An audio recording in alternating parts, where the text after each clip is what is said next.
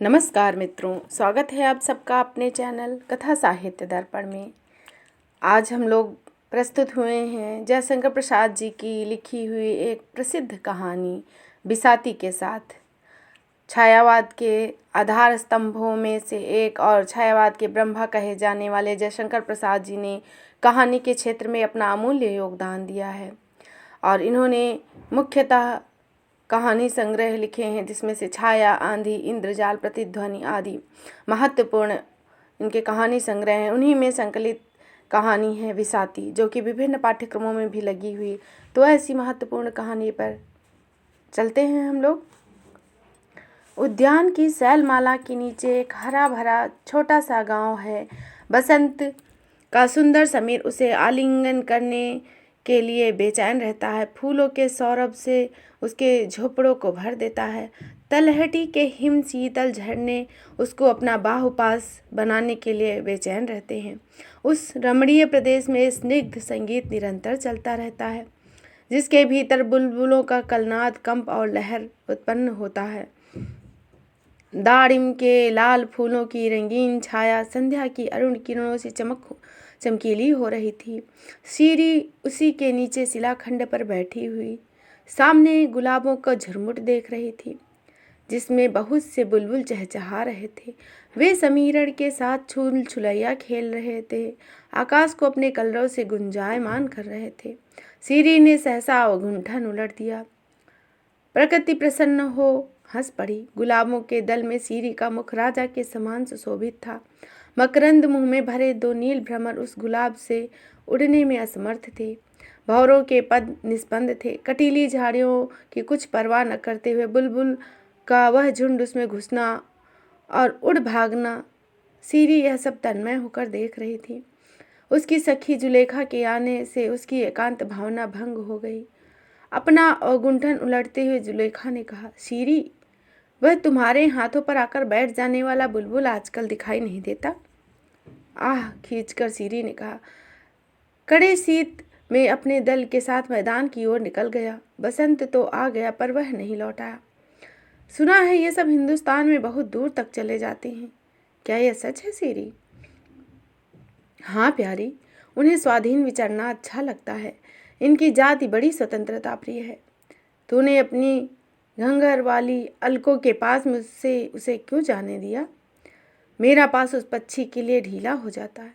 अच्छा, लौट आवेगा, चिंता न कर। मैं घर जाती हूँ। सीरी ने सिर हिला दिया। जुलेखा चली गई।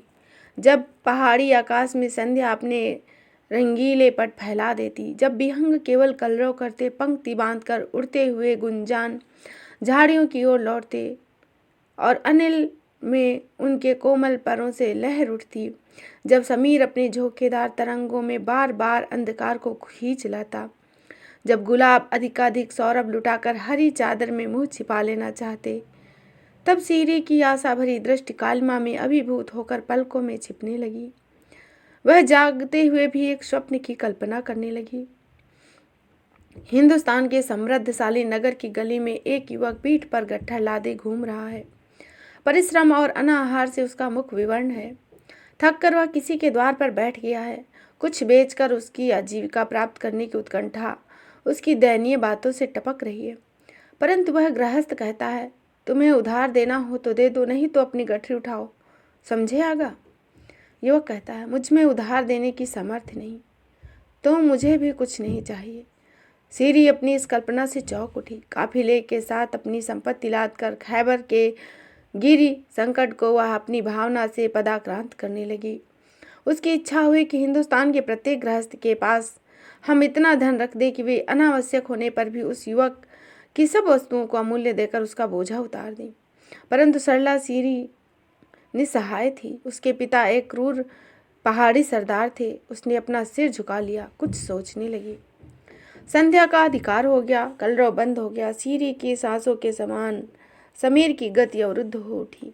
उसकी पीठ शिला से टिक गई। दासी ने आकर उसको प्रकृतिस्थ किया। उसने कहा, बेगम बुला रही हैं, चलिए, मेहंदी आ गई है। महीनों हो गए। सीरी का ब्याह एक धनी सरदार से हो गया। झरने के किनारे सीरी के बाग में सावरी खींची है।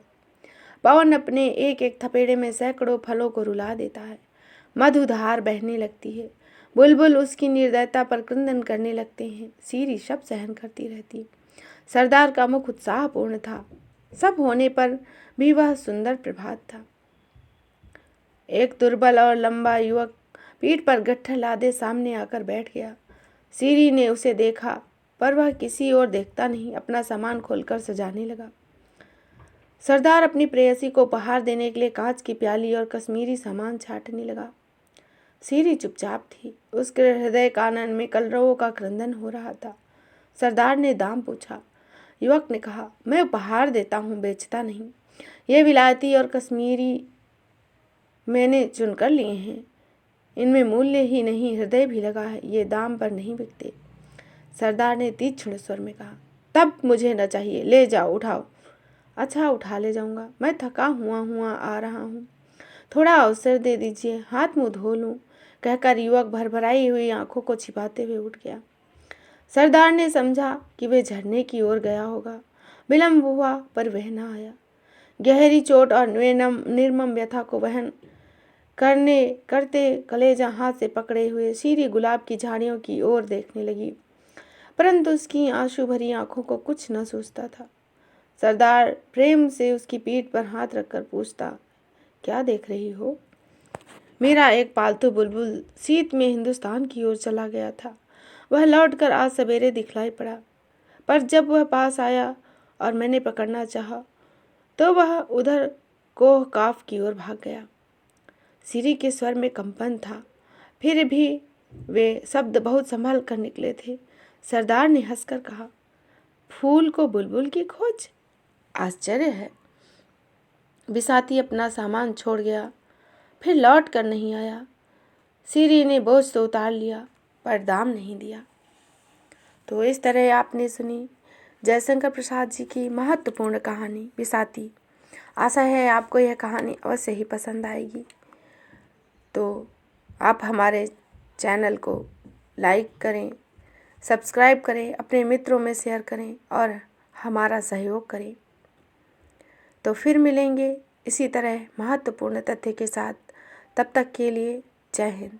और मित्रों, आपको बताना चाहूँगी कि हमारे चैनल में UGC नेट तथा असिस्टेंट प्रोफेसर के पाठ्यक्रम में लगी हुई संपूर्ण कहानियों का वाचन किया गया है।